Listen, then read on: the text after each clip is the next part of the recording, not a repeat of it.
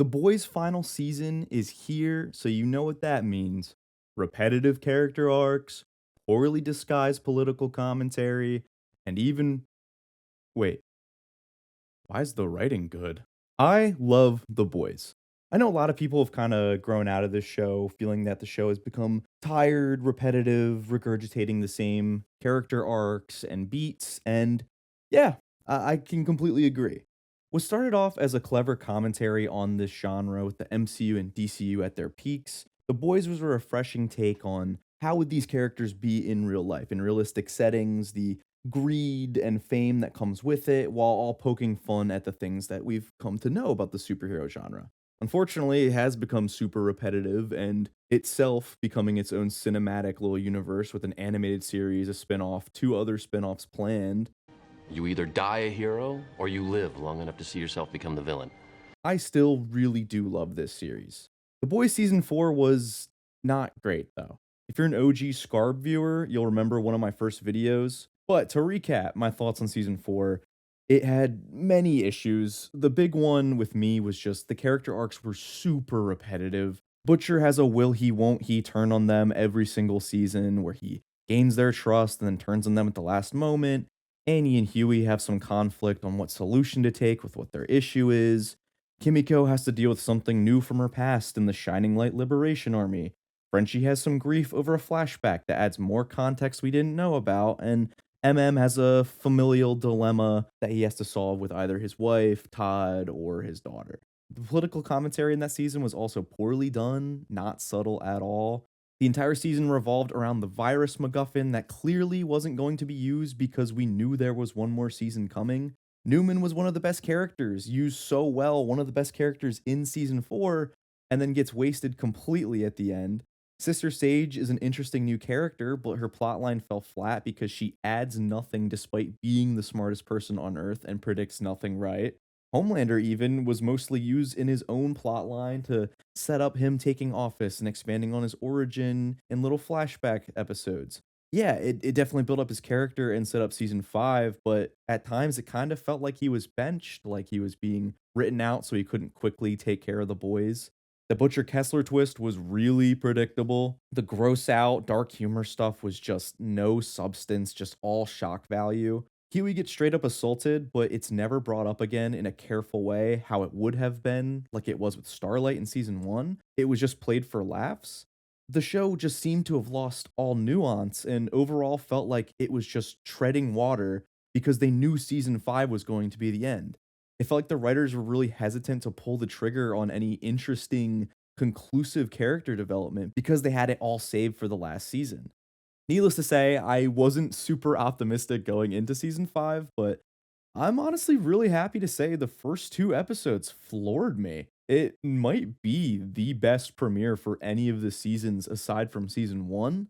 I really hope they can keep up this pace and momentum because this was such a great return to form. These 2 episodes alone are miles better than anything season 4 put out. Right away, the setup leading into the season doesn't feel wasted at all. It's always a pet peeve of mine where characters are put into a tight situation on a cliffhanger just for the show to pick up on a status quo in the next season premiere. Like every season of The Boys kind of felt the same. The boys disband, the boys get captured, even Gen V, the characters get captured just for the next season to pick up with everyone reuniting and kind of picking up where they left off, regardless of that cliffhanger ending. This season, the struggle to get MM, Huey, and Frenchie out of the camp felt earned, and all of the characters have all felt like they've changed in realistic ways because of what they went through. Butcher is clearly morally questionable again, but instead of that usual will he, won't he betray people, it feels clear what his motive is. He doesn't care about getting people on his side. And this time, it seems like he's bringing other characters like Annie and MM, even Huey at a point, down to his level. Annie is struggling with the guilt of becoming the symbol, the people lost because of her, and the tiring fight for what is right. She seems to even agree with Butcher for the first time, making some hard calls like leaving Huey to get Frenchie out because Frenchie is the priority, which then leads to Huey getting upset, which feels like it's going to be the usual Annie Huey bickering for most of the season. But luckily, they actually wrap that up pretty quickly and don't leave it as an ongoing thing, which was fine by me. Huey also finally gets to use like his tech guy skills for the first time in I don't even know how long. It's like the writers remembered what they originally used him for in the team. Frenchie even consoles Annie on the guilt that she's dealing with because of all the times he's felt guilty over something, which has been his arc every single season. So I'm really glad they're taking this angle rather than giving him a fifth flashback of someone he got killed. Kimiko talks now. I'm not a huge fan of it. I actually really don't like it. Um, I hate to say it, but it makes Karen Fukuhara feel like a really weak actress, which I know she's not. She is great.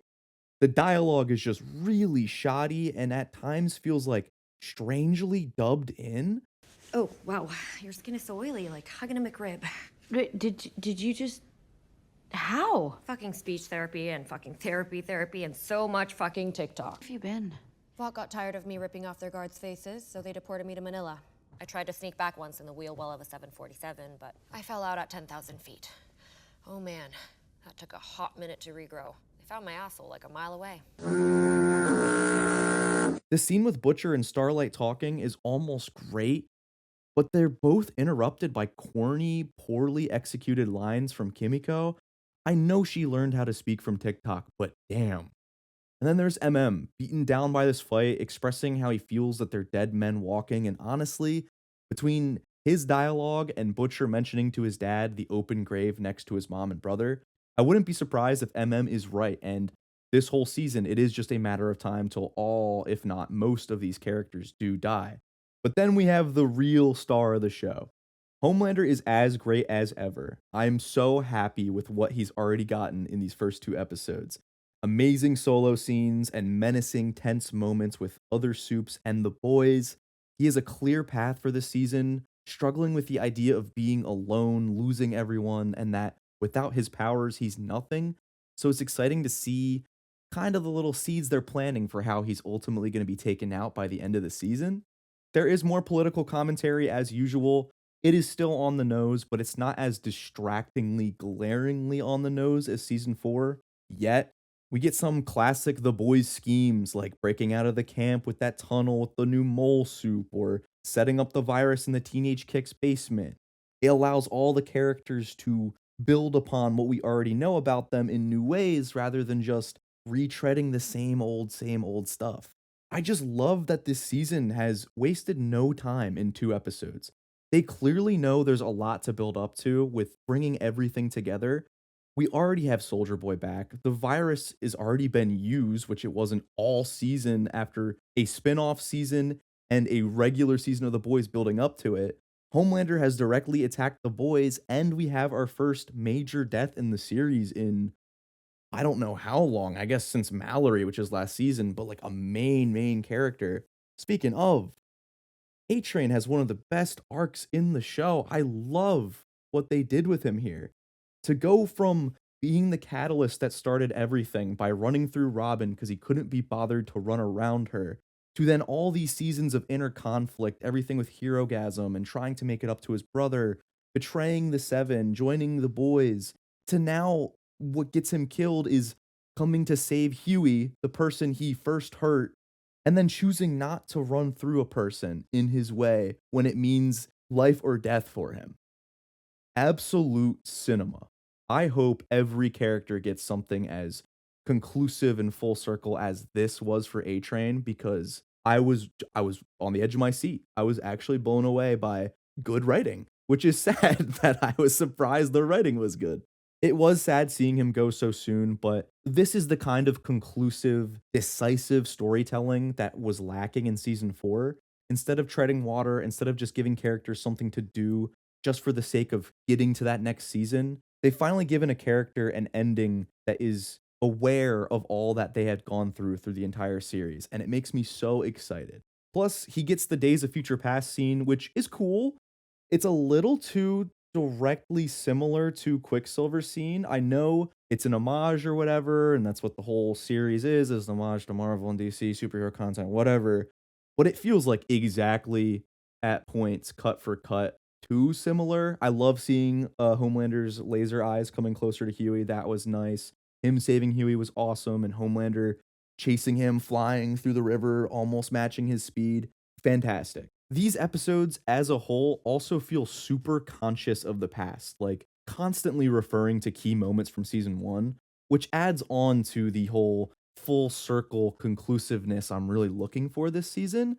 So it gives me a lot of hope that they're aware with what these characters have gone through and where they want to bring them in a satisfying way. I'm just so happy that I enjoyed these episodes as much as I did. It really does feel like we're so back. We're back to this high standard of earlier seasons, like season 1 and 3, and I just really hope it can stay this way because I need a win for this show. This is only the first 2 episodes, but that just goes to show how disappointing season 4 was that I am over the moon over 2 episodes being good with 6 more to go.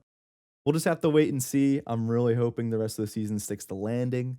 What did you guys think of the first 2 episodes of The Boys? Am I super glazing because I just love this show and I'm glad to see it better than awful?